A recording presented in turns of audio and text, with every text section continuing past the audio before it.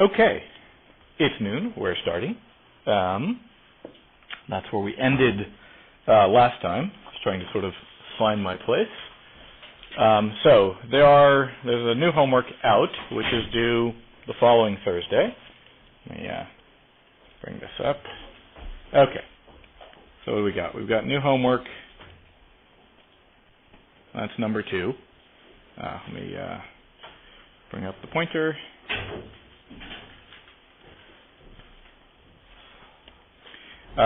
So homework number 2 is due not this coming Thursday, but the following Thursday. Thank you. And where the other thing I've got is some scratch paper and a Sharpie, and if I don't know you, put your name so I can figure out who you are. And that way I can learn who everybody is. All right, and sort of be generous on the definition of whether I know you or not, actually.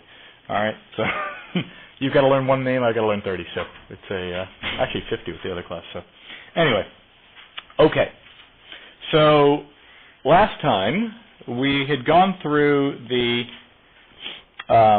Laplace transform, and we'd shown that the Laplace transform of the signal y of t is defined as the integral from 0 minus to infinity. So we're using the one-sided Laplace transform here. Let me make sure that I'm actually getting sound. I am. Good. Okay. So it's the integral from 0 minus to infinity of y of t e to the minus st dt. All right, and we define that to be capital Y of s. All right, so y of t, time domain, y of s, frequency domain. All right, now s is a generalized frequency as opposed to a pure frequency. All right, if s were anywhere along the j omega axis, then yes, in fact, we would be talking about a pure frequency, which is our sine wave response, and we will get there, or the Fourier transform, which you guys hopefully are familiar with. We did a step, and we found it to be 1 over s, and it turns out that 1 over s is also an integrator. Okay, it's a pure integration.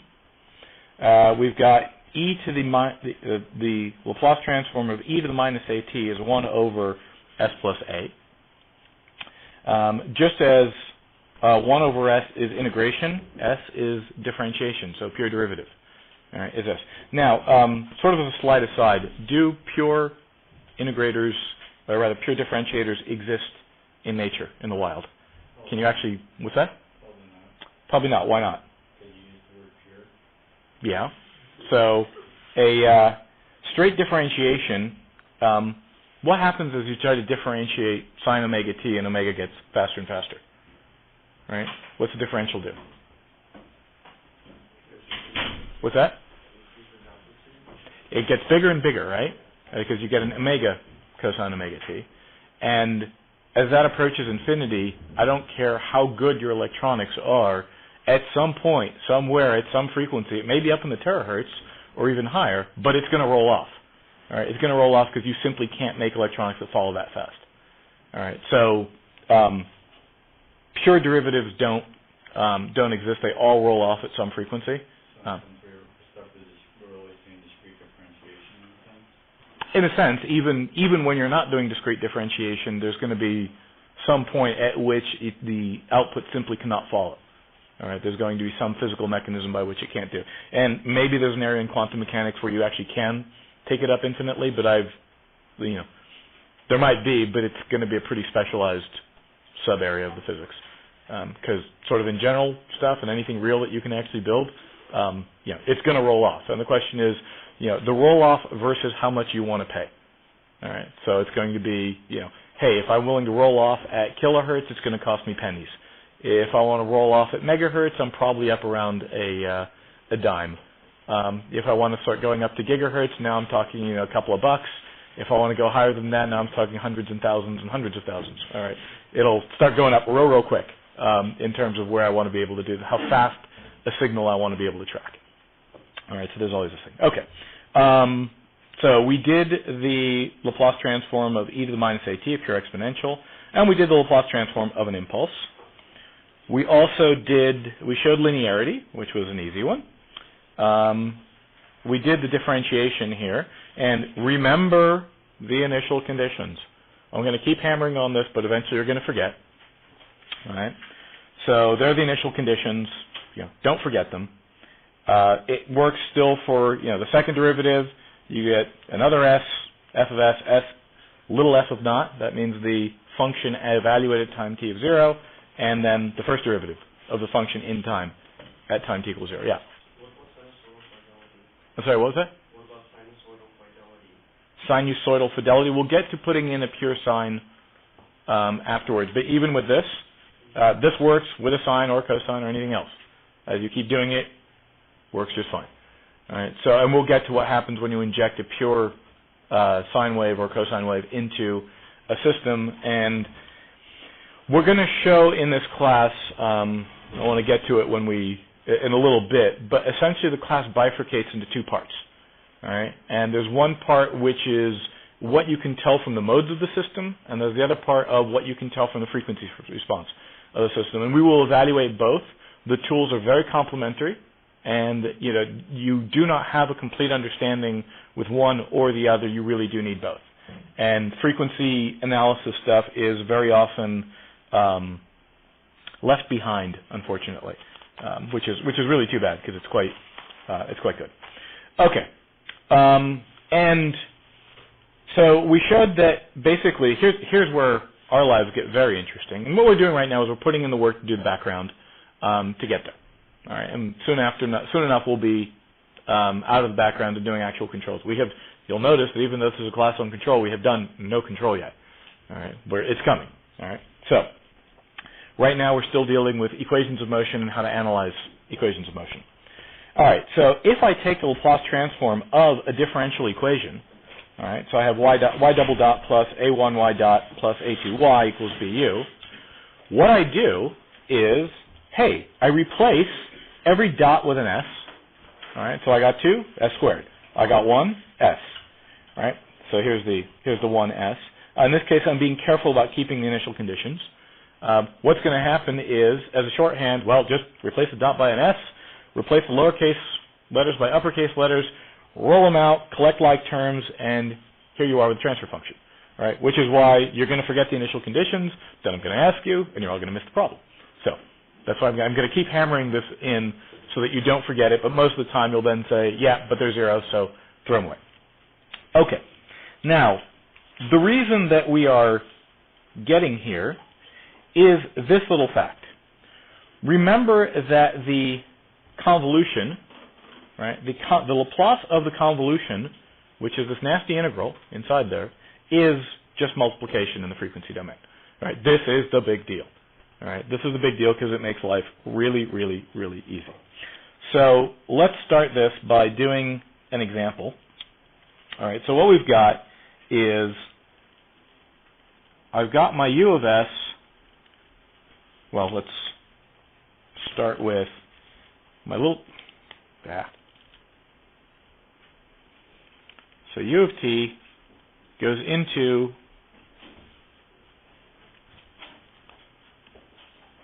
what are we doing today? Sort of a cactus. All right.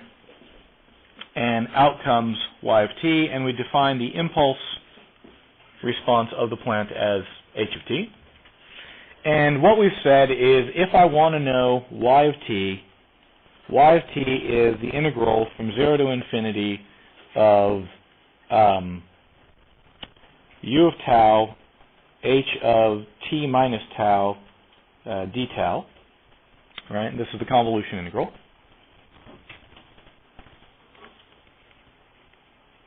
And what we said was, hey, if I just take everything and do the Laplace transform of u of t is nothing more than big U of s, and the Laplace transform of h of t is big H of s, and the Laplace transform of y of t is equal to big Y of s, and the kicker is that y of s is equal to h of s times u of s. All right, so this is, I would like to make the case that this is a whole lot simpler than doing the integral. All right, for any real system, as soon as it gets even minorly complicated. All right. Scott, if you're going to work on your computer, then do it outside. Okay. All right. So with what we got here, so let's take our example that we've had before. So I've got my force going along. Here's my mass. Here's my damper against the wall. My standard frictional surface. I'll just put little wheels on it. Okay, and what we said was mv dot plus bv equals F. All right. So now I'm going to say, all right, this is going to be easy. I'm going to assume that all my initial conditions are 0.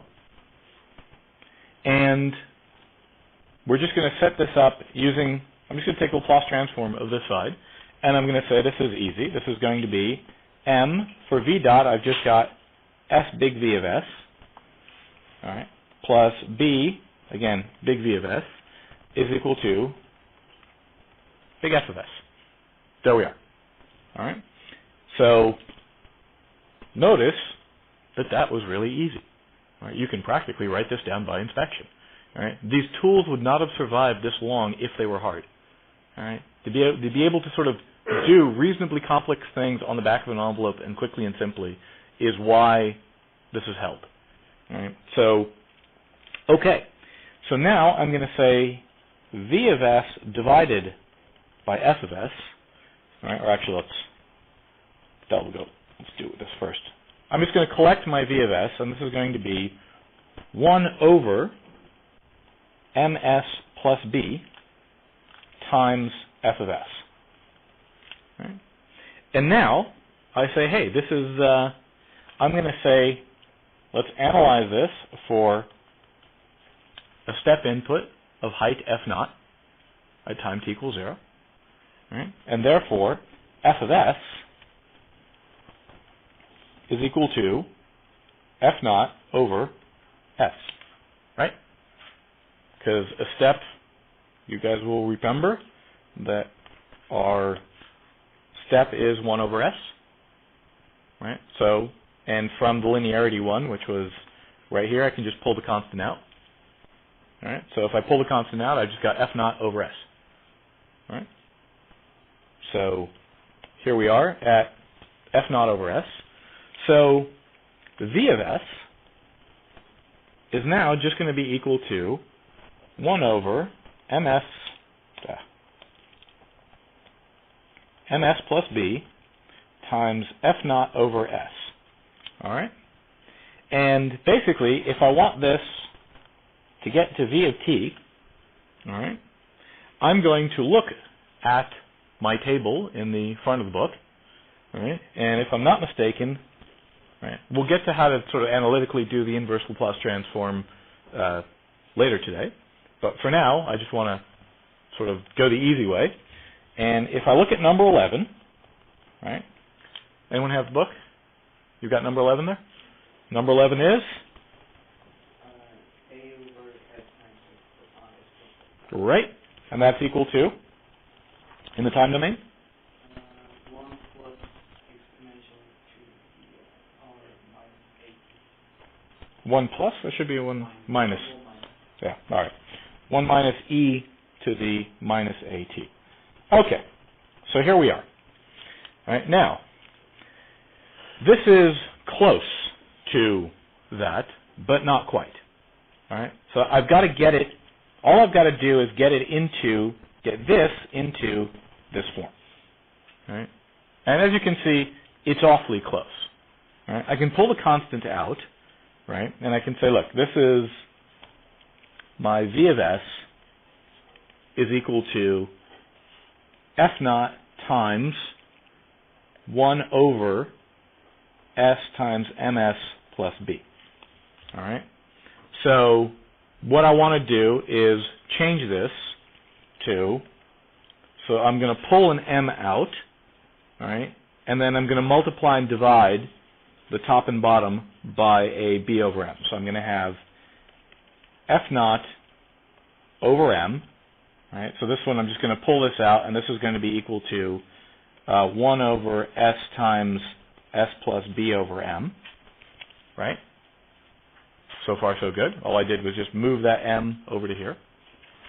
All right, and then because I need a b over m up here, I'm going to put a b over m here and an m over b here, right? Multiply by 1, I'm allowed. All right, and then go through and do a little cancellation there and there, and oops, I wanted to leave that one because I need that.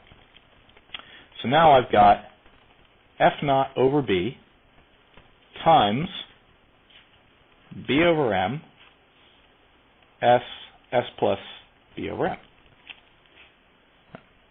So if I can force things into a standard form, i.e. that one, right, then I'm done. Right? And I can just sit down now and write, based on the table, I say, hey, this is great. V of t at this point is now equal to f naught over b times 1 minus e to the minus b over mt. Done. Okay? Now, this was, so I solved for a forcing function. What if I wanted to do the initial conditions? All right.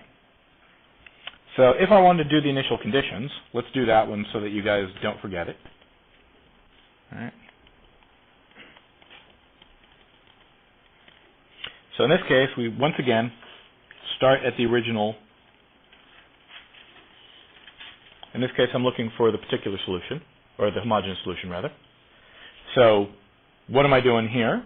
I'm going to say that v of 0 is equal to some v naught. All right? So I'm going to go through, and I'm going to say this one's going to be ms, so s v of s minus little v of 0 plus b, big V, of s is equal to 0. So if I do a little bit of rearranging, I get that v of s is equal to m v naught all over ms plus b.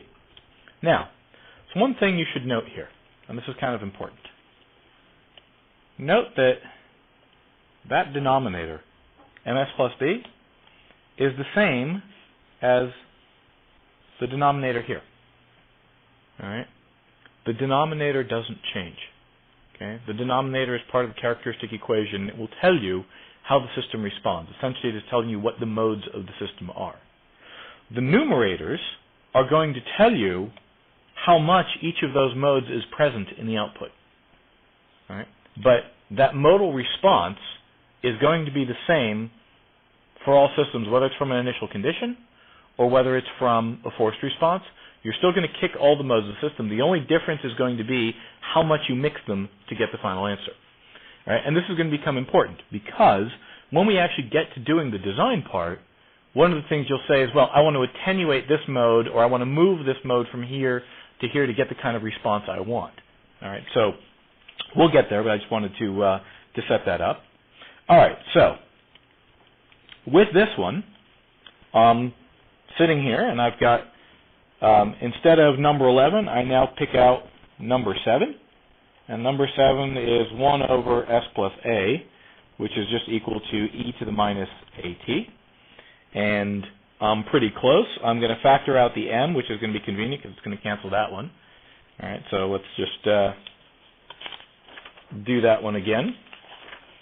All right, so here I'm going to have v of s is equal to, so I've got m v naught over ms plus b, and I'm just going to sort of take this out of here and say that this is going to be v naught on the outside times 1 over s plus b over m. So basically I'm just going to do that. All right. And then I say, hey, this looks exactly like what I was looking for, and so now I have v naught times e to the minus b over m t. So again, it's pretty cool, right? I mean, I just solved a differential equation that before took us half an hour of grinding through the integrals, and yeah, we did it pretty close to by inspection. All right? A little bit of effort involved, but really not a whole lot. I mean, certainly, I would think that you guys would think that this is a lot easier to do it this way. Okay, so let's see. I had all kinds of cool things. Yeah. You just solved two systems. They're both the same underlying system. One had a forcing function with zero initial condition. Right. And the other one had initial conditions with Yep. zero forcing function. Correct. So if you want to do a forcing function with initial conditions, you just add the two. That's what linear means. Yay. Yay. All right. So, do it separately, add them together. Again, if it wasn't easy, we wouldn't do it. All right. Fundamentally, we're all lazy. All right. So when it gets down to it, if there's an easier way of doing it, then that's how we do it. Okay. So what's the more formal way of doing this? Let's see. So the table's great, and if things are in the table, let's see. I'll save this for a little later because that's a good example, but we'll do it a little bit later. Okay. So basically, what this means is I take the Laplace transform of my differential equation, right? And this yields both my transfer function, all right, which tells me how the output is related to the input, all right? And it also tells me my initial condition response. So, and again, one of the things we note is that both the transfer function and the initial condition response they always have the same denominator. Okay, the same denominator always comes up. There may be certain cases where you will see a pole zero cancellation, where something in the numerator will cancel something in the denominator. But be careful about that because the mode still exists. It just means you don't see it. All right? And as a typical example of something like that, there's a problem where you have a wheel that you rotate, and the thing you're trying to control is another wheel that balances on top of it. And these are sort of geared wheels and they mesh. And it turns out that if you try to control this at any angle other than zero, if you say, no, I want to hold some theta naught, then from the control system standpoint, in the linearized equation, it works. You can hold theta naught. But what's happening is in order to do so, this bottom one has to keep accelerating in that direction. And it has to keep accelerating, or else this one's going to fall off. As long as it's accelerating, it can hold it. All right? So if you aren't observing the acceleration, right, and you're just trying to put a feedback on the angle, hey, the problem works. Right? But there's a mode here that's blowing up to infinity. Right? And from your observation of just the angle, you don't see it. Right? So it's one of those things where if you do this, what will happen is your motor will actually start to wind up, and it will eventually get to a point where it can't go any faster, at which point the top thing's going to fall off. All right? And you'll be like, wait, what happened? The analysis said it worked. And well, the analysis was linearized, and it worked as long as you were within that range, but you weren't. And this is one of those funny ones where a small angle linearization won't save you, actually. This is because even at, 2 degrees, this will start winding up. It'll just take longer. All right? If you try 15 degrees, it'll wind up real fast. All right? And, of course, if you try 90 degrees, well, good luck. All right? If you try to put it out here, all right, it ain't going to work. All right? Regardless. Okay. So, formally, all right, let me get rid of that. We now know how to sort of take a differential equation, come up, and by transfer function, what I mean is, so in the case that we had, V over S over F of S, all right, which, by the way, hey, what do you know? There's our transfer function, right? That's how we get it.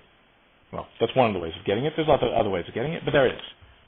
Okay, so our transfer function is the ratio of output to the input in the frequency domain. And what it tells us is, hey, you can go anywhere I now know I have the basic building block to do any arbitrary input that I can come up with a Laplace transform for. And I can come up with a Laplace transform for any input because the Laplace transform is completely general. It loses no information. So if you can define it in time, you can define it in frequency. And go back and forth as many times as you like, one, the other, you don't lose anything. So all the information is preserved. Okay. So with that, we say, hey, that's great. And, but my table in the book only has, 22 entries? 25, something like that? It's a little limited. All right? Now, there are, by the way, big, thick books that have just tables and tables and tables of Laplace transforms, and those are kind of cool. You can actually go look at them. But one would like to know that there's a formal way to go back and forth between the two. And the answer is, it is the inverse Laplace transform. All right, so this is defined as the inverse Laplace transform, just as you have a Fourier transform and an inverse Fourier transform. All right, so you can do it and then you can undo it, and going back and forth, as I said, preserves everything you've got. Now, what does the inverse Laplace transform look like? So the inverse Laplace transform of y of s is defined to be y of t, by the way, and is equal to 1 over 2 pi j, the integral from sigma minus j infinity to sigma plus j infinity of y of s e to the st ds. All right. It does look familiar. All right. Now, the interesting thing is, outside of proofs, so basically this is only used to prove things.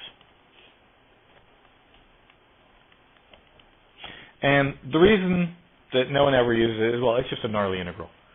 All right. And it's reasonably hard to do. We will use the results from the integral, but basically, and if I'm not mistaken, the book has actually a very nice proof of this, and they go through and they do it for a couple of cases, which is nice, but it's not something I generally do. The answer is, I've got my simple ones, right? I've got, 1 over s is, my step. I've got 1 over s plus a is e to the minus at. I've got s over s squared plus a squared is cosine at. I've got a whole bunch of them in my list. And what happens if something comes up that isn't in my table? I sort of have two choices. I can go find a better table, which is not an unreasonable way to go looking about this. But the other thing I can do is I can try to break it up into smaller chunks. All right? In other words, try to take what is larger than what I have in my table and split it up into pieces, and divide it, chunkify it into things I do have in my table. All right? And if I can do that, then by linearity, I can just sum them all up and add them together, and I'm done. All right? So, for instance, if I come up with y of s is equal to 9s squared plus 16 over s times s squared plus 4. All right. Well, before we get to partial fractions always works, but we can do it in a couple of different ways. So let's do this one. I'm going to split this up, and I'm going to say this is going to take the form of some a over s, and I don't know what a is right now, plus bs plus c all over s squared plus 4. Okay? So this is a fairly standard thing. I know sort of what the form is going to be when I split it up. I just don't know what these constants are. All right? And so the way in which to get these constants, by the way, is, well, cross-multiply and match coefficients. All right? So, we are back in, 8th grade algebra, and, but it works. All right? 8th grade algebra never tried it with complex variables, but nothing really changes because it doesn't really matter what S is. And as far as you're concerned, it's a variable. Right? So, right, there you go. Yeah.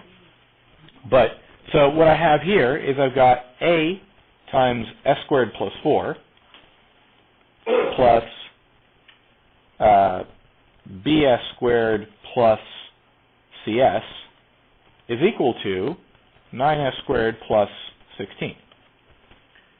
Right? So if I collect the like terms, I say, well, A plus B equals 9, right, from the S squareds. And I've got 4A,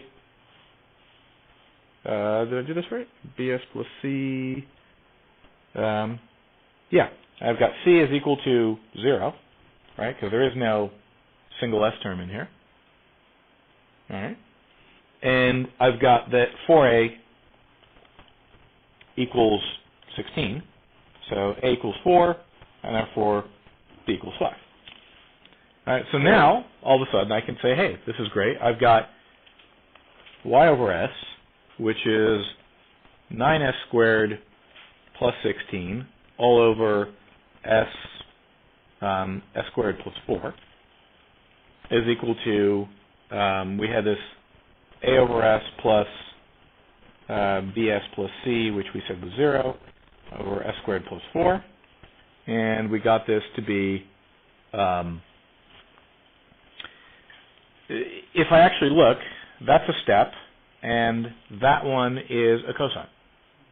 Right? So this is going to be A, right, that's my step response, constant, plus B cosine 2t, right?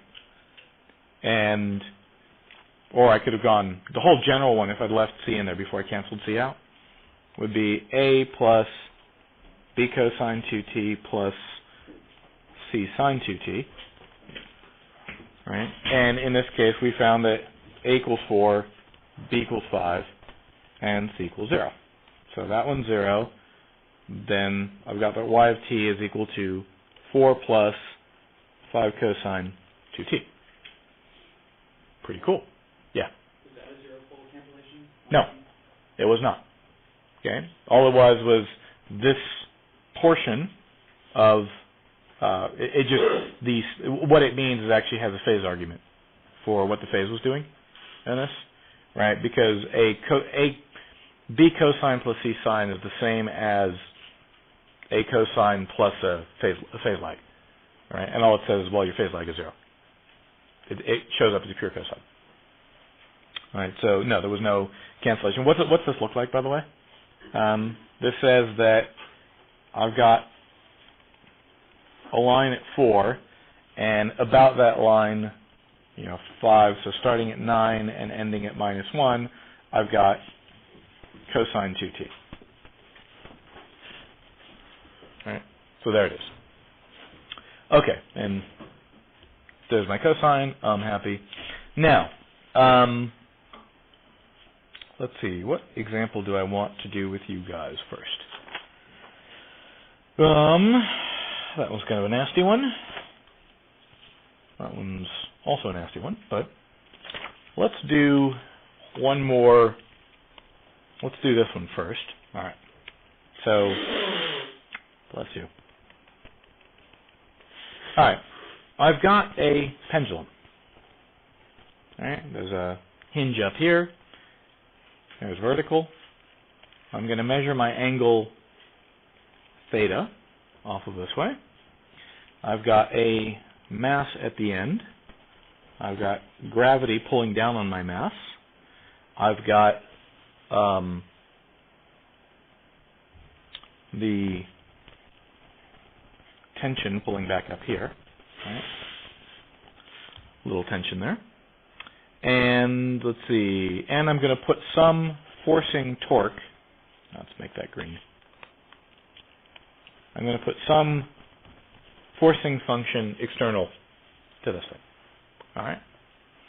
So I want to get to what is theta of t and what is theta of s. All right. So in the case of a pendulum, we still do the same thing, except now instead of doing the Newton's second law, where mx double dot is equal to the external force, right? What I'm now going to do is I theta double dot is equal to the external torque.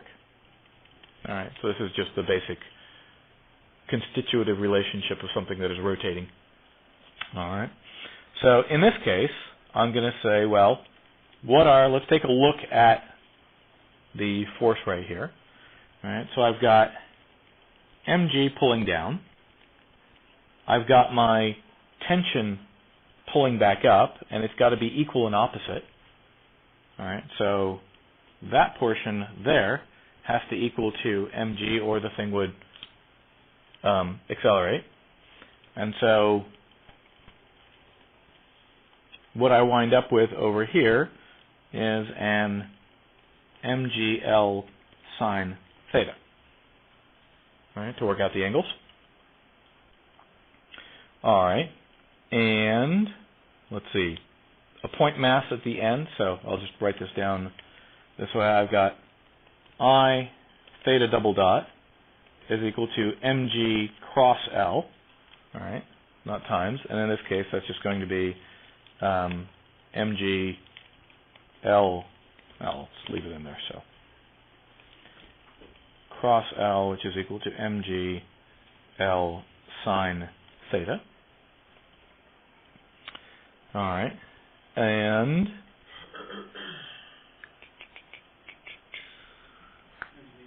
yeah, with a negative. Let's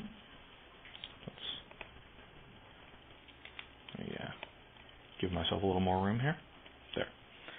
There's the negative. Plus whatever forcing torque I put on it. Right? So, where I swing it.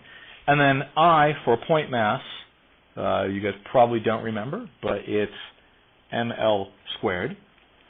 So I've got ml squared theta double dot is equal to minus mgl sine theta plus tf. Okay. So I'm going to bring this in, so bring this term over and do a little rearranging, and I'm going to have ml squared of theta double dot plus 2g over L sine theta is equal to my external torque. Now, I have not linearized at all. Okay.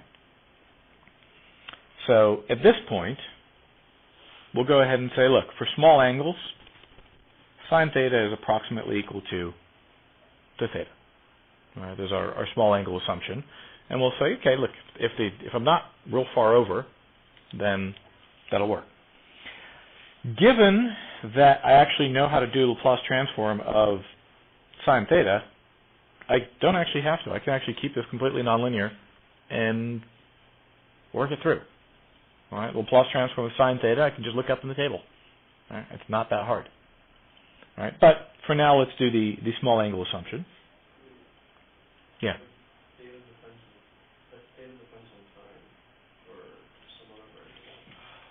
Right, theta is a function of time. That's correct. So the Laplace transform of sine of a function. You have to do the, let's see, to do the Laplace transform of sine theta, that would be for a, let me think about that for a second. I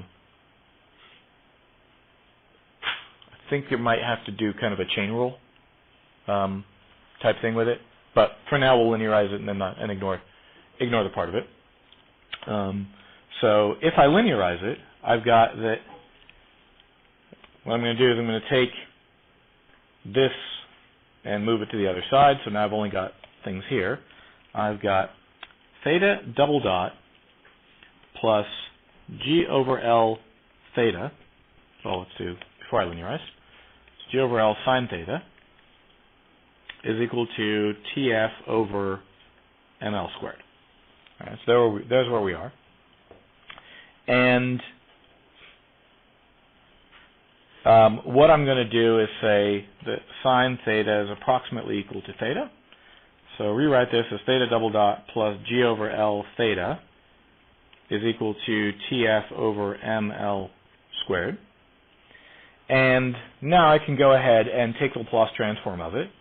And this time I'll be careful to make sure that I keep the initial conditions. And I've got s squared theta of s minus s theta 0 minus theta dot 0. All right. Plus g over L big theta of s is equal to TF of s over ML squared. All right, and then I can move this around and I can say, well, this is s squared plus g over L theta of s is equal to t over s TFS over ML squared plus s little theta 0 plus theta dot 0. All right, and then go ahead and say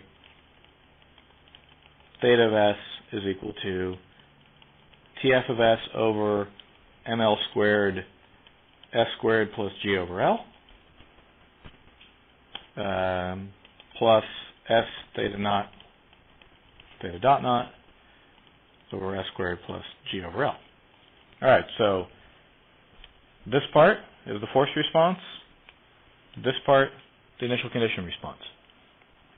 All right, so let's do an initial condition response from a displaced angle with no velocity.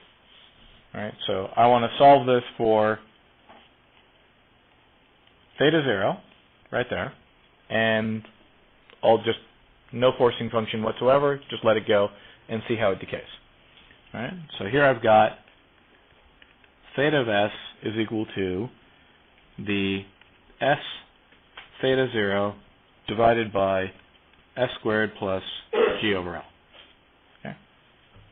And the part that had the t forcing goes to 0, so I let it go. All right.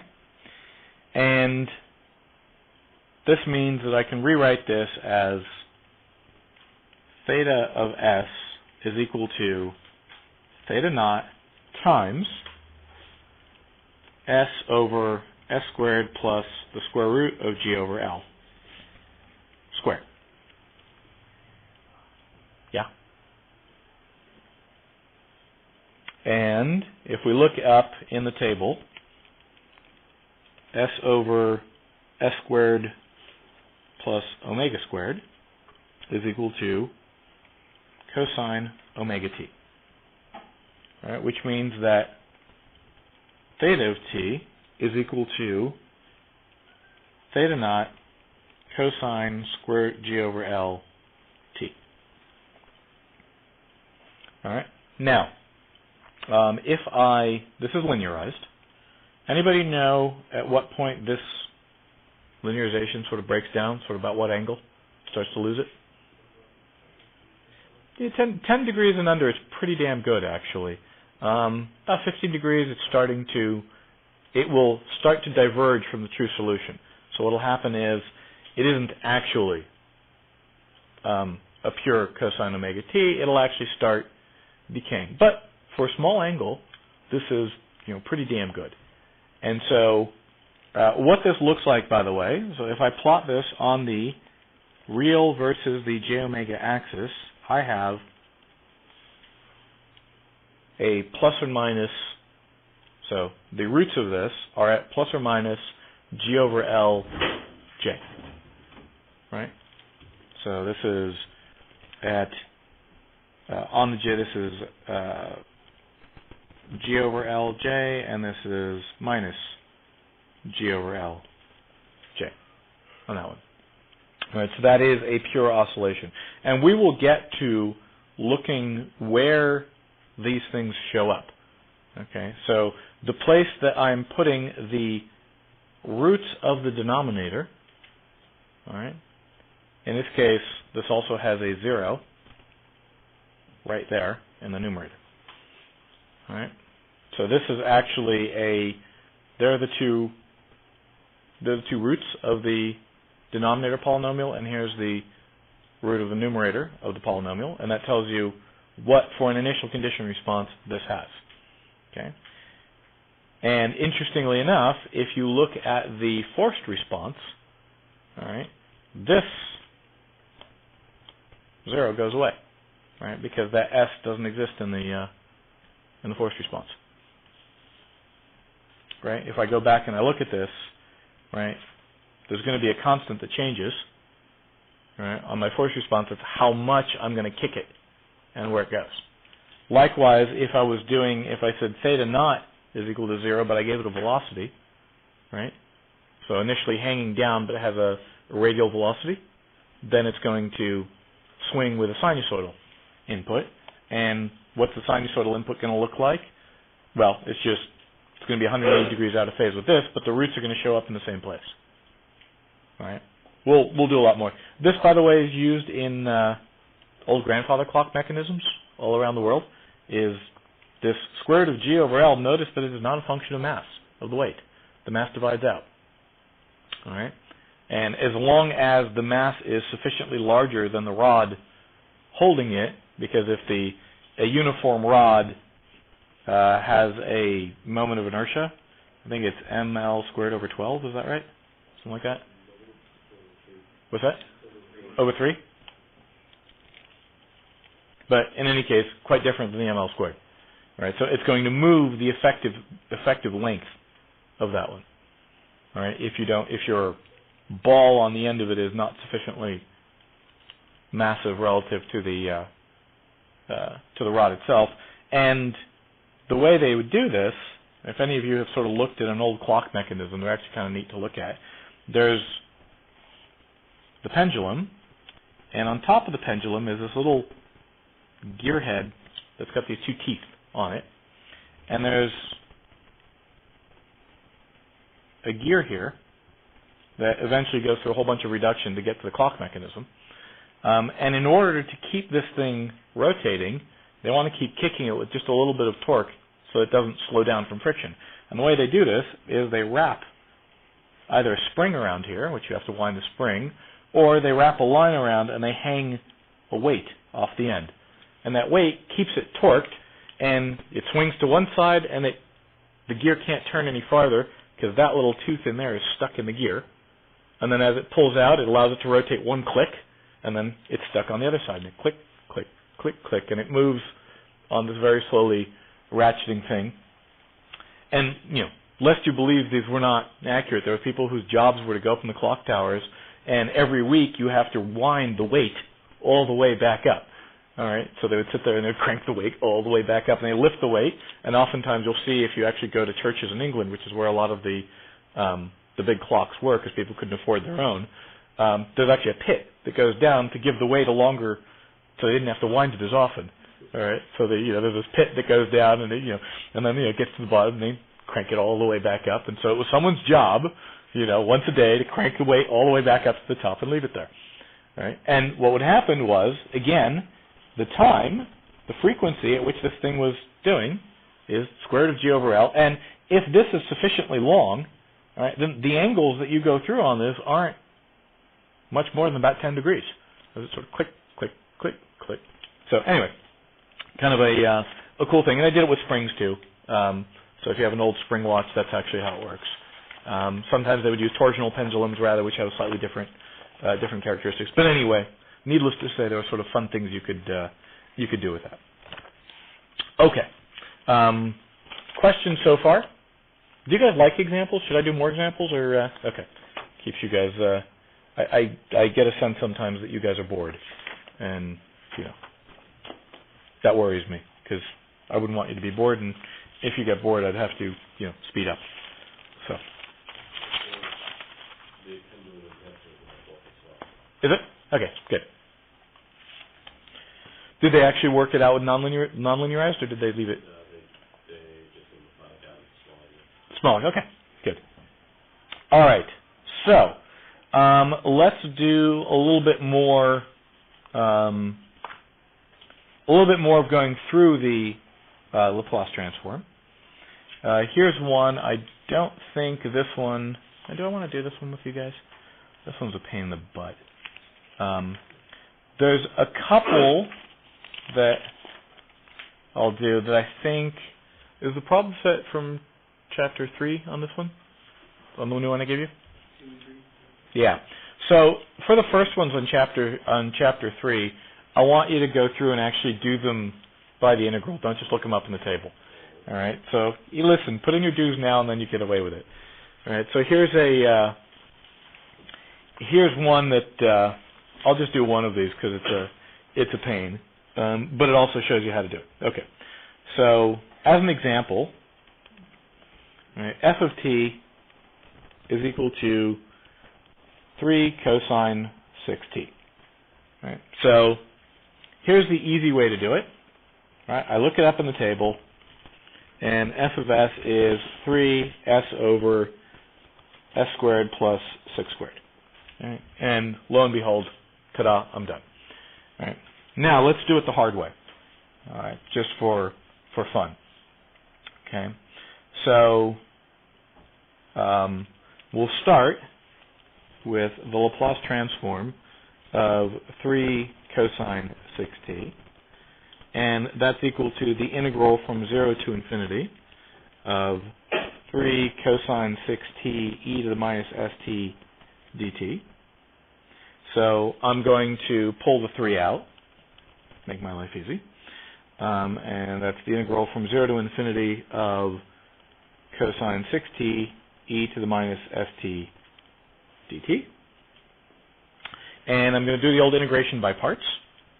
All right, so the integral of u dv from a to b is equal to uv from evaluated a to b minus the integral of v du. All right, so in this case, u is equal to e to the minus st. So du is equal to minus s e to the minus st. dv is equal to cosine 6t, which means v is equal to,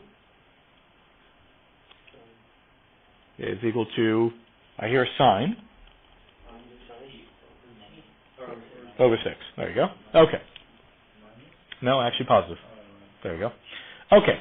So now I'm going to say no problem. Let's put those together, and I get 3 times 1/6 sine 6t times e to the minus st evaluated between 0 and infinity.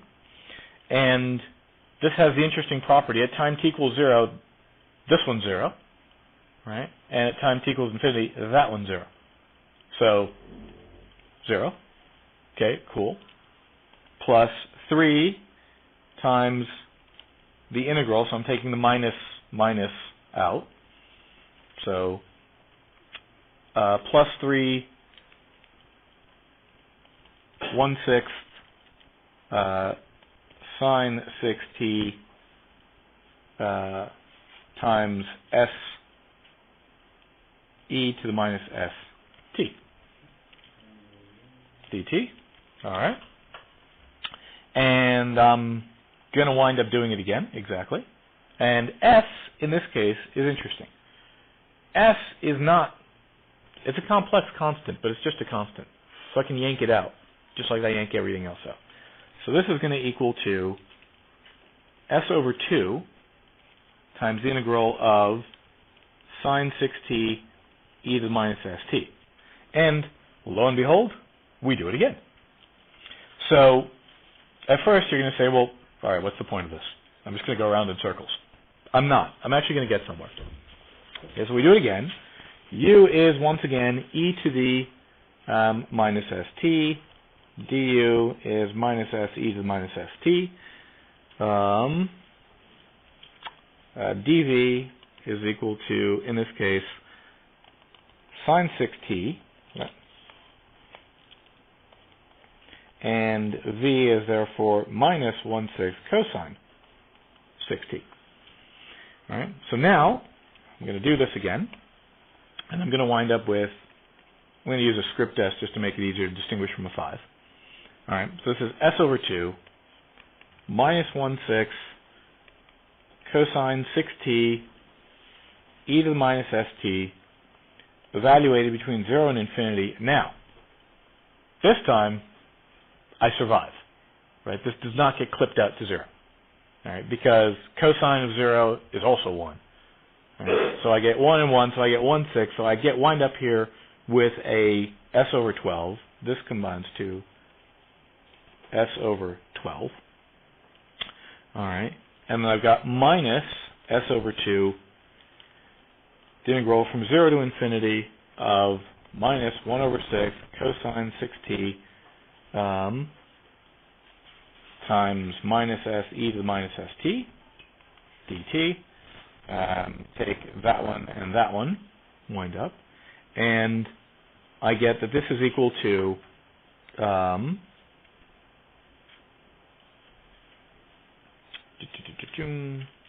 s over 12 minus, I'm going to pull that s out again, so I'm going to get now an s squared over 12, right, times the integral from 0 to infinity of cosine 6t e to the minus st dt. And you say, wait a minute here. This is looking suspiciously that was the problem. You're like, but wait a minute. I just got back to where I was before. So if I was careful and I gather like terms, I got that this actually is equal to 3 integral from 0 to infinity of cosine 6t e to the minus st dt. Because I'm back. Okay. So now you say, wait a minute. That means that I can do this.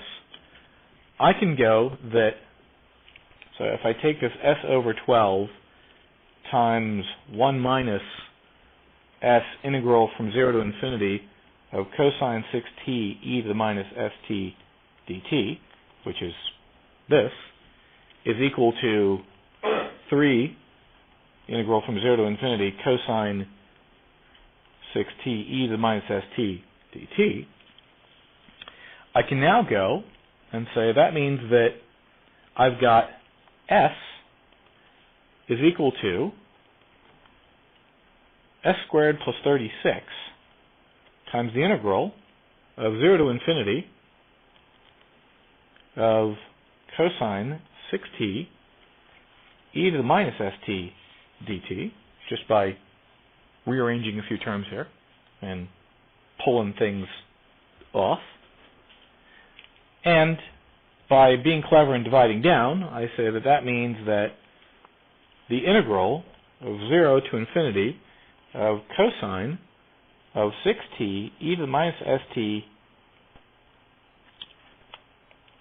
dt is equal to s over s squared plus 36. Yay! There it is.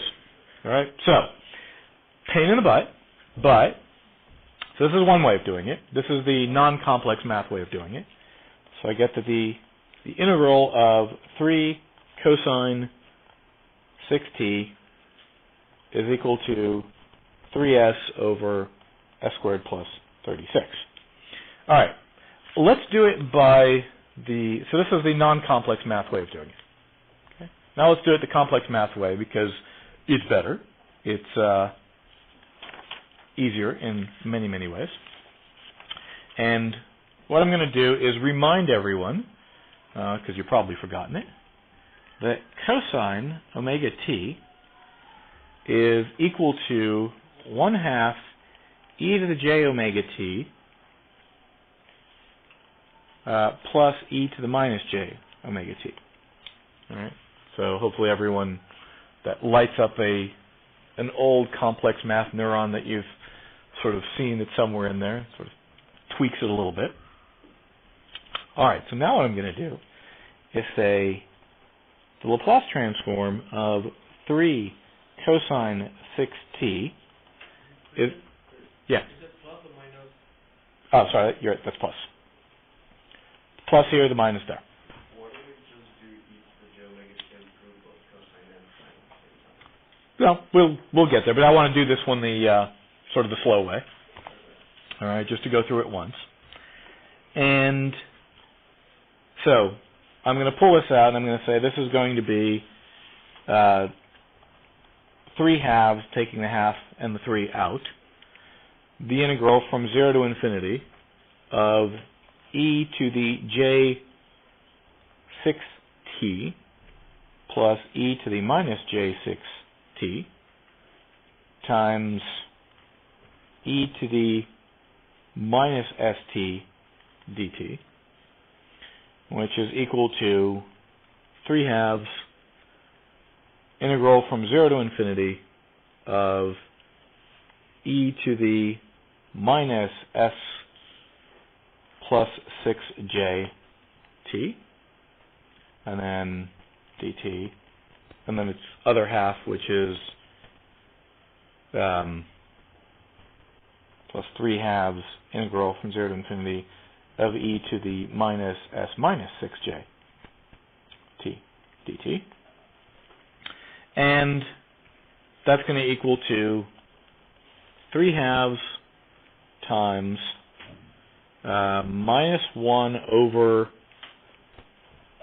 minus s plus 6j e to the minus s plus 6j t, evaluated between 0 and infinity, plus minus 1 over minus s minus 6j e to the minus s minus 6j t.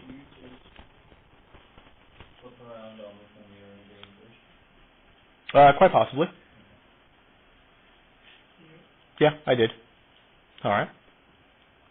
And now I'm going to evaluate it at t equals 0. That's 1. At t equals infinity, it's still 0. Right? Because it's negative, and it doesn't matter if there's a complex part, it's still 0. Right? So I'm going to say that this is now going to be, as I evaluate the limits, 3 halves times, I've got minus 1 over minus s plus 6j plus minus 1 over minus s minus 6j. Yep. You got it. And so we cross multiply, and I wind up with, so that goes there, that goes there.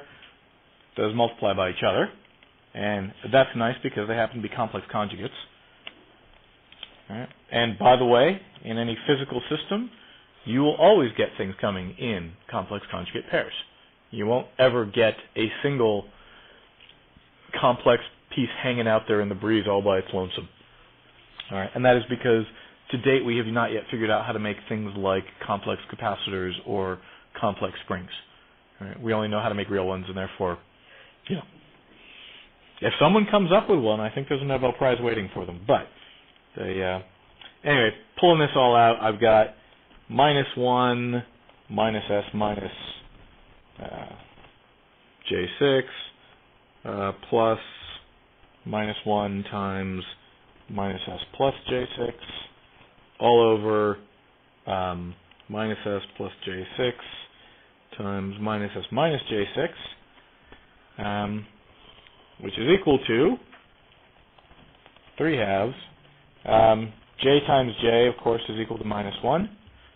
All right, so I wind up with 3 halves times s minus, let's see, it's plus 6j plus s minus j6. So these two kill each other.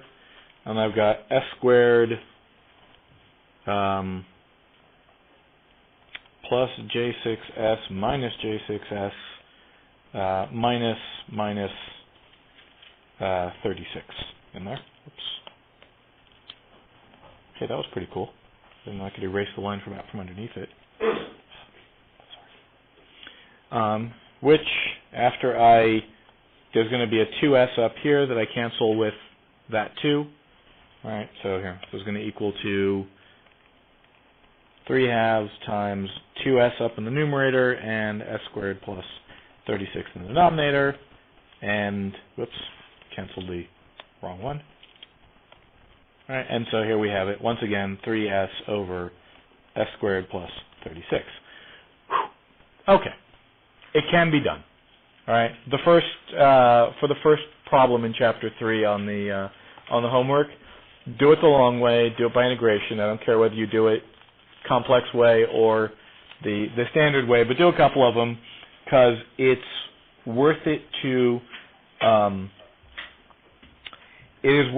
put in your time to figure out what's going on and how to do it.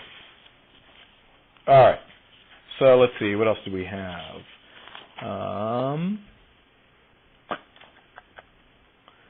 All right, there is the partial fraction expansion. Yeah, let's start it from there. How much time we got? Yeah. Any questions on this stuff so far? I know it's kind of a bit of a pain, but let me see. There was another one I wanted to show you guys. All right. Here's just another example. So this one, I've got f of s is equal to 2s plus 2 all over s plus 1 and s squared plus 4. Now, the neat thing is we can, as I said, we can look at this denominator and figure out kind of what's going on with the system simply by inspection. All right? What I cannot tell you by looking at this denominator, so what I can tell you by this denominator is what the modes of the system are, how it responds, what its sort of characteristic signature is. What I cannot tell you without doing the expansion back to tell me what proportion each of those modes contributes. Right? In other words, it may be in phase, it may be out of phase, it may be 10, it may be 0.1, I don't know, but I know that all I've got is a recipe for how the system is going to respond. What I don't know is the quantities of each of my different components, but I do know exactly what each of those components are simply by looking at the denominator of the transfer function, okay? Also known as the characteristic equation. All right, so if I look at this case, I've got 3. All right, I've got a s equals minus 1, all right? And we know that an s equals minus 1 is an e to the minus t type response. All right, so it's an e to the minus t. Okay? And I've got the other two come from the conjugate roots of this, which is that s equals plus or minus 2j. Okay? And I know, by the way, that this is going to be a sine or cosine 2t type response. Okay? So we're going to, probably by next week, have gotten into our heads what all the responses look like based on where these roots line up. And these roots, by the way, are referred to as the poles of the system. And the reason they're called poles is I'm going to take my real axis, and I'm going to try to draw 3D here. Here's my j omega axis. If I evaluate this function, right, 2s plus 2 over s plus 1 times s squared plus 4, then they're going to be at plus or minus 2 omega and at plus or minus 2j omega, and at minus 1, the function is going to blow up and go to infinity. Okay? So if I look at this, the reason these are called poles is because sort of looks like a tent, and these are the poles that hold up the tent. All right, so that's actually why they're called poles. So when you're sort of evaluating what f of s is in the complex plane, you'll see these three spots where it just shoots all the way up to infinity. All right, and so if you sort of look at that contour and sort of kind of blur your eyes a little bit and step back, what you see is that, oh, it looks like a tent with three poles sticking up in it, and that's how you. So these are referred to as the poles of the function. Okay, the poles of the transfer function, or in fact the poles of the system. And they're the poles of the system because, remember, it does not matter what forcing function or initial conditions I put in there, I get the same poles. Right? The denominator always stays the same. Okay. So if I take a look at this function again, so I've got f of s is equal to, what do I have? 2s plus 2 divided by s plus 1 s squared plus 4. All right.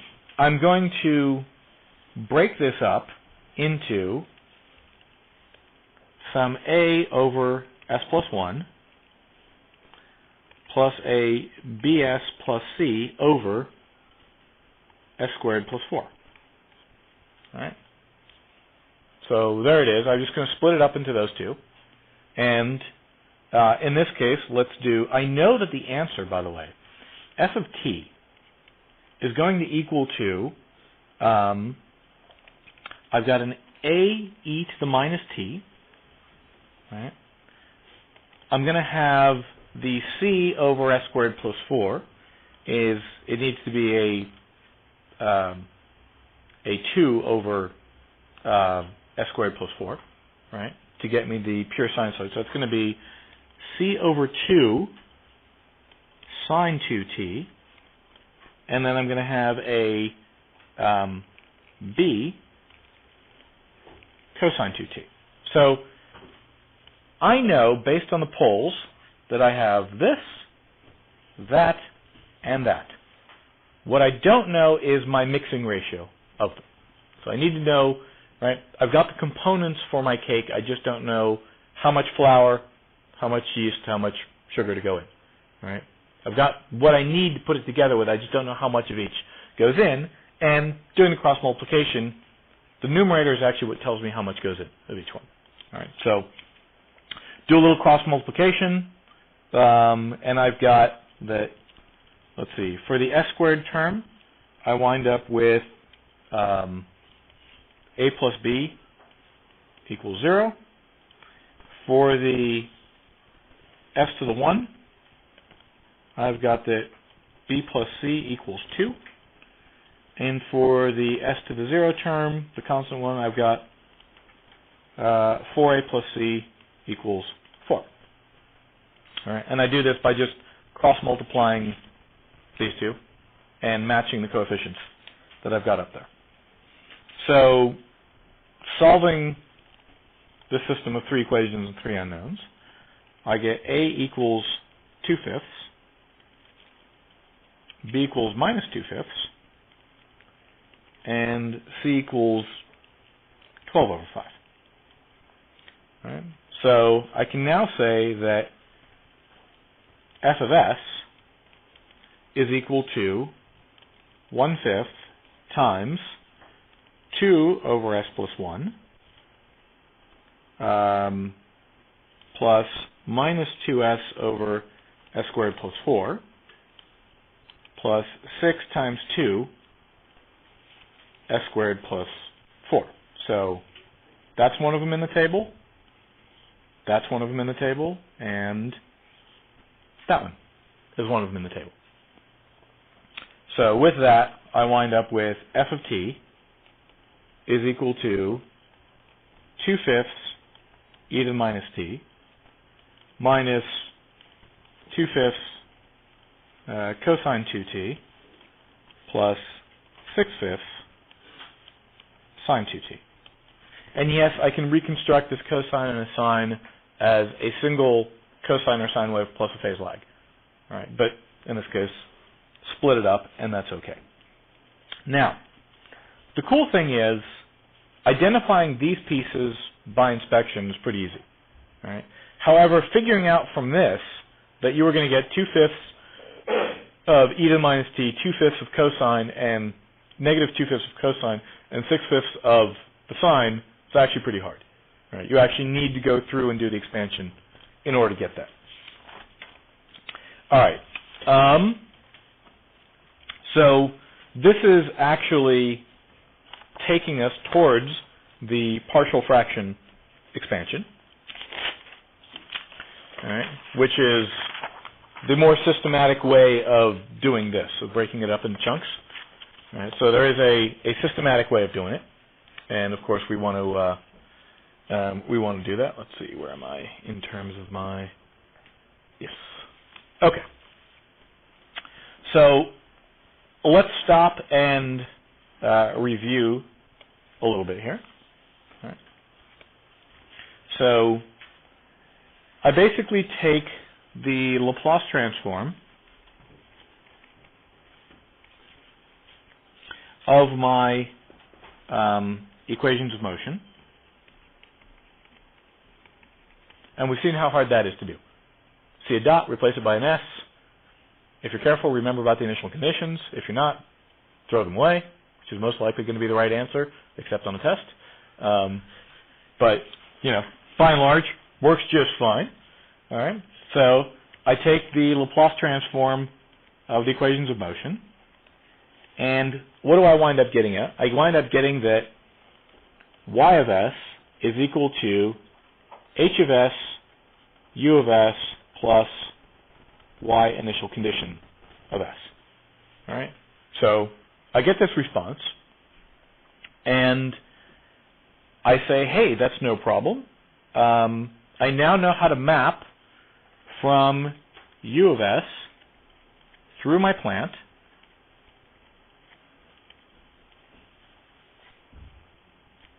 all right. I know how to go through my plant to y of s. All right. And the question now is, from there, how do I get to y of t? And so what we've done is we've said that the inverse Laplace transform of y of s gets us to y of t, and we have this funky definition of 1 over 2 pi j from minus sigma minus j infinity to plus sigma plus j infinity of y of s e to the st ds. Okay, so we've got the inverse Laplace transform. In fact, what we actually do is use the tables and transform into chunks. All right, so figure out a way to chunkify it. All right, find it, get it into a form that you have something that is easy to do. Now, let's look at this from the standpoint of so we're going to now get to the partial fraction expansion, which is a big piece of how you get it into chunks. And it always works, which is good.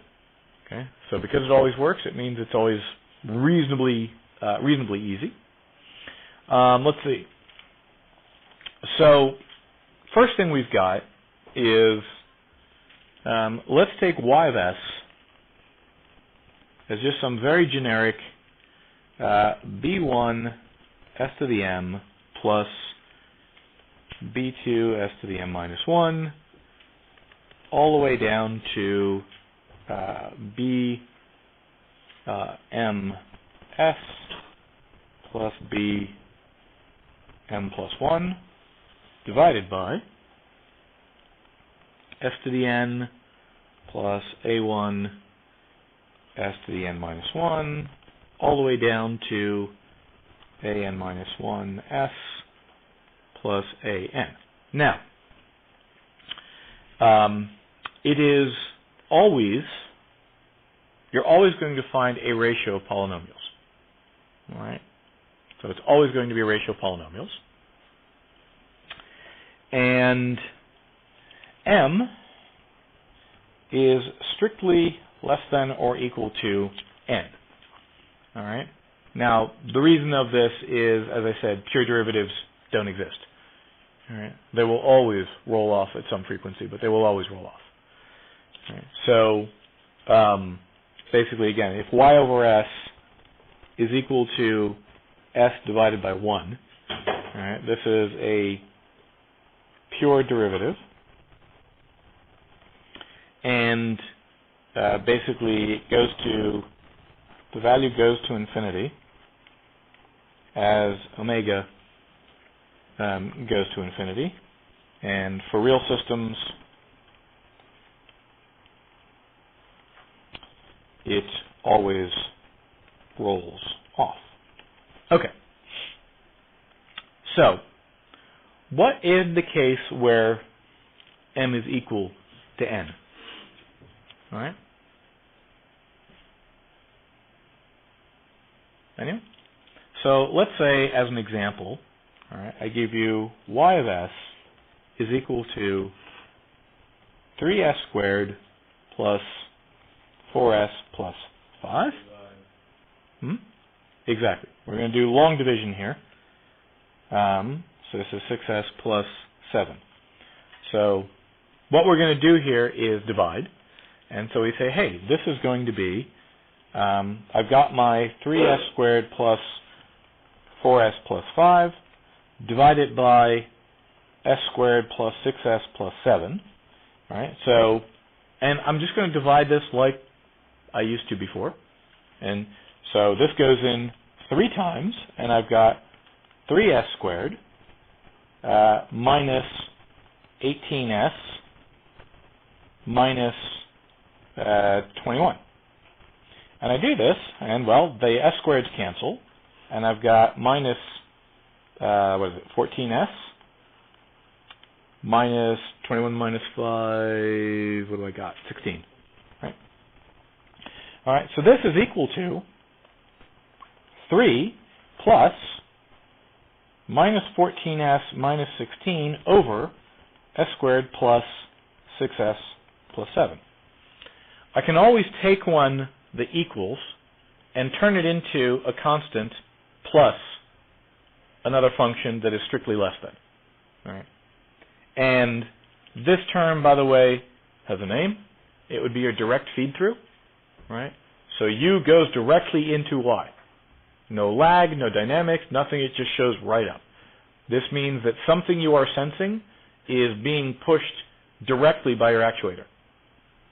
Right? So your thing that's pushing is also where your sensor is. So whenever you push, you get it right back. Right? So that's the direct feed-through term. Okay. Is there a name for the other term? This is just the transfer function. Oh, right. Right? So, and you can do this, by the way, in state space form as well. This is in state space. That's the D matrix. All right. Now, does the book use ABCD or FGH? Ah, yes, because Dave came out of MIT. There's a linguistic heritage that if you use ABCD, you've done your training at Stanford or Caltech. If you use FGH, you've done it at MIT and Cambridge, and it sort of. Let's use XYZ and start a new one. Oh yeah, always enjoyable. There you go. Always fun. All right. Okay. So more generally, I can always write y of s as some gain k times the product over m of s minus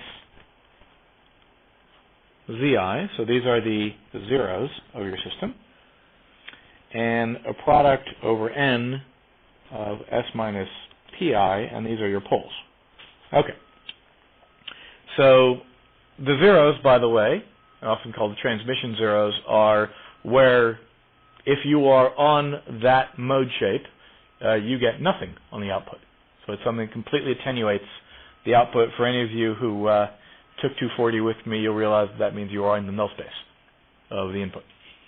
All right. So, but I can always write this way, and I can rewrite this as y over s is equal to C1 over S minus P1 plus C2 over S minus P2 all the way out to Cn over S minus Pn, where the C's are defined to be the residues and they are constant. Okay. Now, so these actually, so the poles, as we said, represent all of the modes of the system. Okay? And the residues actually tell me how much each of the modes contributes to the output. Right? So before, back here, no, back one more, what we were doing was finding the residues for these modes. Okay? So all we wanted to do is, if I can find the residues for each mode, it tells me how much of each mode is represented in the output. Yeah? No? Okay. All right. So in the case where I have real and non-repeated roots, so let's do the easy one first. So when I have real non-repeated roots, okay, that means that Pi not equals to Pj, and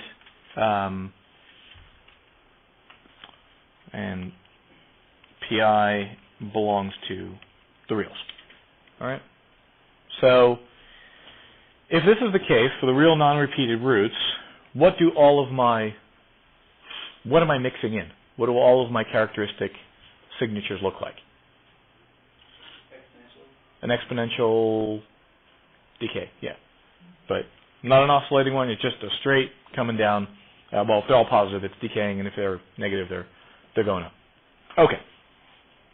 So let's take a look at, if I take S minus Pi and I multiply it by Y of S, and I evaluate that at S equals Pi, what do I wind up getting? All right, I have C1 times S minus, let's make this P1 to make life easy. All right. So here's S minus P1 over S minus P1 plus C2 S minus P1 over S minus P2 plus C3 S minus P1 over S plus P3 all the way out. When I evaluate this at P1, right, this one cancels, and all the rest are zeroed out there. So what this equals to is C1. Right? Okay. So here is an easy way to now extract my residues, given that I've got real and non-repeated roots. So we'll start with the easy ones first, and then we'll get more and more complicated. So if I start with this one, I say that Ci, my residue for I, is going to be S minus Pi times Y of S evaluated at S equals Pi. All right, this is how I do this, and this is often referred to, by the way, as the cover-up method, because what I'm doing is essentially covering the first term, the ith term, and letting all the rest go to zero. All right, and extracting it. So let's see. As an example, all right, let's do Y of S is equal to S plus 2, S plus 4, all over S, S plus 1, and S plus 3. So there's a bunch of different ways I can do this, but I can actually just rewrite this as, hey, this is going to be C1 over S plus C2 over S plus 1 plus C3 over S plus 3. All right? So the way I want to do this to figure out what C1 is I want to go ahead and evaluate s times y of s and evaluate that at s equals 0. Right? So for C1, I'm going to take sy of s, which is equal to evaluated at s equals 0, and this is s plus 2, s plus 4, over s plus 1, s plus 3. Those two cancel. Evaluate this as s equals 0, and I get 2 times 4 is 8 on the top, and 1 times 3 is 3 on the bottom, and there's C1. Right. So that's the long hand. The easy hand is cover up the s and evaluate it at s equals 0. Right. So just cover up the s and say, okay, it's 2 times 4, 8, 1 times 3, 3, 8 thirds. Right. Likewise, if I want to pick out the second one, so I've got 8 thirds for the step response, right? I'm going to have an e to the minus t decay and an e to the minus 3t decay. So I want to see what each of these is, right? So I've got C1 on here. I've got a e to the minus t with a C2 on here, and an e to the minus 3t with a C3 on there. Right? This is how I'm mixing them. Right? So I know now that this one is in fact 8 thirds. All right. For the next one, I can say, all right, listen, I'm going to do it at s plus 1, right? And that's going to leave me s times s plus 3, right? But I'm evaluating at s equals minus 1. Okay. So in the denominator, I've got a minus 1 times a 2. So I've got minus 2 in the denominator. In the numerator, I've got a 1 times a 3. So I got 3 halves. Right? Negative 3 halves. Right? So for C2, minus 3 halves. Right? So again, I'm just going to cover up this one right here and evaluate it at s equals minus 1. And for C3, same thing. I'm going to say, okay, cover up this one, but now I'm going to evaluate it at s equals minus 3. So minus 3 plus 2 is minus 1, so that's a minus 1. Minus 3 plus 4 is 1, so it's got 1 in the numerator. All right. And I've got a minus 3 times minus 3 plus 1. All right. A minus 3 plus 1 is a minus 2, so minus 3 times minus 2 is minus 6, so negative 1 over negative 6 is 1/6. So denominator winds up positive, negative 1/6. Okay, and there we are. All right, so I now have that y of s, right, is equal to 8 thirds times 1 over s minus 1/6 times 1 over s plus 3 minus 3 halves 1 over s plus 1. All right. So there I have it, and going from there to going from out there to y of t is trivial. Is looking it up in the front of the book and going through. And in this case, we actually even know these. These are all easy, right? This is just a step, e to the minus 3t, e to the minus t. Done. All right. Now, by the way, I just want to let you know, if I gave this to you a week ago in differential equation form, you guys would have all barfed. Okay? You would have looked at it, and you would have said, no way. I can't, like, immediately, by almost trivial inspection, write this down.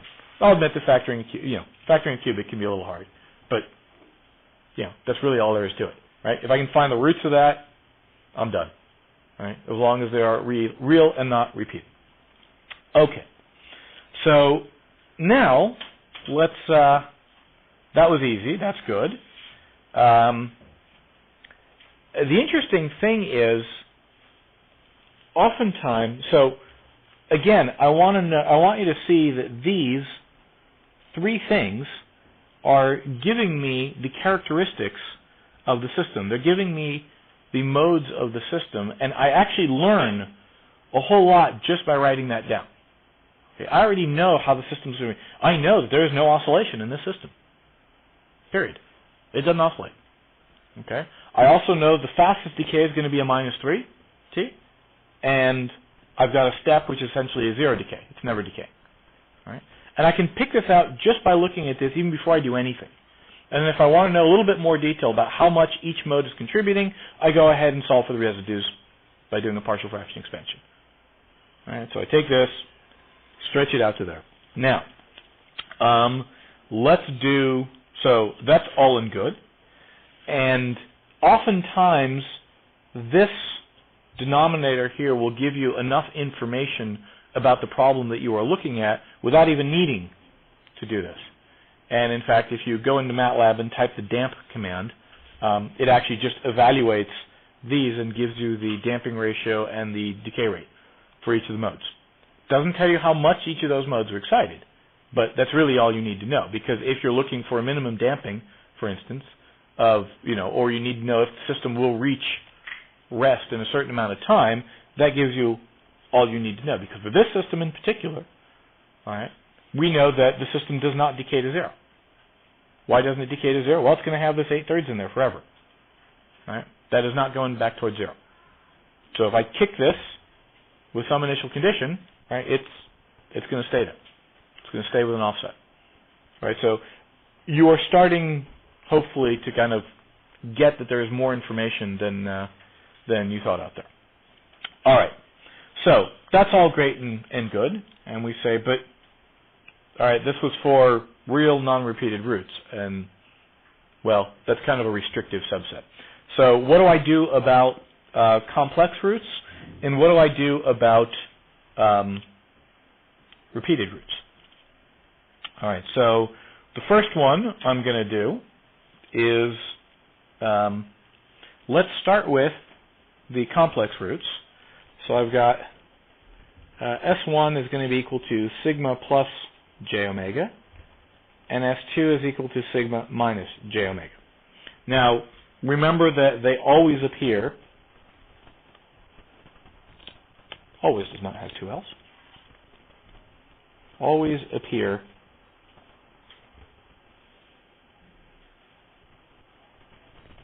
in complex conjugate pairs. Okay. So if I do S minus S1 times S minus S2, all right, this is going to be S minus sigma minus j omega times S minus sigma plus j omega. And if I multiply that out, I'm going to get S squared minus 2 sigma S plus sigma squared plus omega squared. All right, so we're going to get to this form a little bit later and what it actually means. But for now, let's take a look at it just like this. And I say, hey, I'm going to have that y of s is going to equal to C1 over S minus sigma minus j omega plus C2 over S minus sigma plus j omega. So now I can go ahead and do this and go ahead and use the cover-up method that I did before, but now I'm shoving in complex numbers and evaluating things with complex numbers, and, well, this is starting to get hard again. All right, this is starting to get to the point where, oh well, this, I thought I was looking for an easy way out of this, and I'm finding that this is now getting me into some complex math. I'm like, that's not as nice as I would hope. But a couple of things do pop out. So, first of all, everybody knows, have I drilled into everybody enough why they always come in complex conjugate pairs? Right? Because all the terms in your equation of motion are all real. Right? You don't have a complex term in there, and therefore they will always come in conjugate pairs. So if I go ahead and use the normal formula, use the cover-up, one of the things that I am going to find is that C1 is going to equal to C2 conjugate. All right, so the coefficients are also going to come out for the residues in their complex conjugate forms. All right, so I actually only have to do one of them. It's still kind of a pain, but I can do it. All right. Or the other thing I can say is, well, look, let me do the following. All right, which is I'm going to rewrite what I've got as, instead of rewriting it over like this, I'm going to rewrite this as an AS plus B over an S minus sigma squared plus omega squared. Right. So this should match that. Right. Everyone happy with what I've just done? Yes? All right. Now,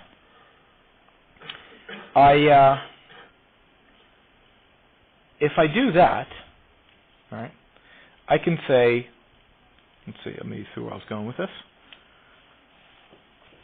I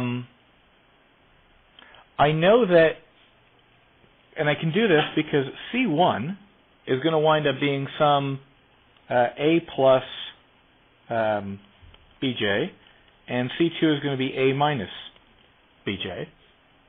All right, and I know this for the case, so if I cross multiply these two together, all right, I can write out that y of s is equal to 2a, that a, right there, all right, times s minus sigma plus 2b omega all over s minus sigma squared plus omega squared. Okay. All I've done is I've taken C1 and C2, let them be completely generic complex numbers, shoved them back in there, and done the expansion. Now, here's where life gets cool. Okay. So I've got that y of s is equal to 2a s minus sigma plus 2b omega over s minus sigma squared plus omega squared. All right. And I'm going to just split this up into its two parts. 2a s minus sigma over s minus sigma squared plus omega squared. And I'm going to say that little piece is number 19 in the table. All right. And I've got a 2b omega over s minus sigma squared plus omega squared, and you're number 20, which means that y of t is equal to 2a e to the minus sigma t cosine omega t plus 2b e to the minus sigma t sine omega t. And if I apply some trig identities, okay, I can rewrite that therefore y of t is equal to 2 times the magnitude of C1 e to the minus sigma t cosine omega t plus the angle of C1. Okay, where the magnitude of C1 is going to be the square root of a squared plus b squared.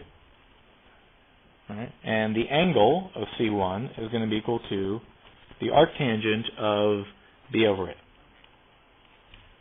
Now, what this response looks like, by the way, is an e to the minus sigma t envelope And inside the e to the minus sigma t envelope, I've got an oscillation buried inside that envelope. And what's really cool about this is that I can actually pick out the sigma and the frequency, all right, without even calculating the residues. Right? I didn't have to do anything, and I can say, I know, again, what kind of response I'm going to see. All right? Oh, this is kind of cool. All right, we'll end it here, and I'll pick up from here on Thursday when the homework is due, and we'll all be doing okay.